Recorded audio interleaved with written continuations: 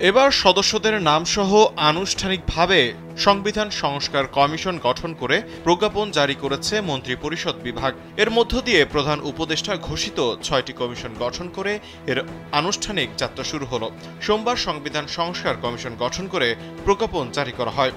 সংবিধান সংস্কার কমিশনের প্রধান হিসেবে আছেন অধ্যাপক আলী রিয়াজ, আর বাকি ৮ জন সদস্যরা হলেন ঢাকা বিশ্ববিদ্যালয়ের আইন বিভাগের অধ্যাপক সুমাইয়া খায়ের ও অধ্যাপক মোহাম্মদ ইকরামুল হক, ব্যারিস্টার ইমরান সিদ্দিকী, সুপ্রিম কোর্টের আইনজীবী শরীফ ভুইয়া, ব্যারিস্টার এম মঈন আলম ফিরোজী, লেখক ফিরোজ আহমেদ, লেখক ও মানবাধিকার কর্মী মোহাম্মদ মুস্তাইন বিল্লাহ এবং শিক্ষার্থী প্রতিনিধি হিসেবে আছেন মোহাম্মদ মাহফুজ আলম। স্যান্ডেলিনা সো, রূপচর্চায় আভিজাত্য।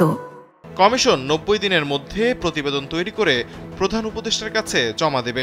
প্রজ্ঞাপনে বলা হয়, কমিশনের কার্যালয় সরকার নির্ধারণ করবে।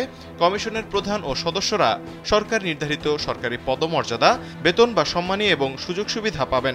তবে কেউ অবৈতনিক হিসেবে দায়িত্ব পালন করতে চাইলে বা সুযোগ সুবিধা গ্রহণ করতে না চাইলে তা প্রধান উপদেষ্টা অনুমোদন করতে পারবেন।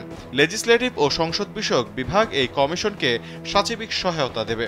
এর আগে প্রধান উপদেষ্টা ডক্টর মোহাম্মদ ইউনূস গত ১১ সেপ্টেম্বর জাতির উদ্দেশ্যে দেওয়া ভাষণে নির্বাচন ব্যবস্থা, পুলিশ, বিচার বিভাগ, জনপ্রশাসন, সংবিধান ও দুর্নীতি দমন বিষয়ে সংস্কারের জন্য ৬টি কমিশন গঠনের কথা জানিয়েছিলেন।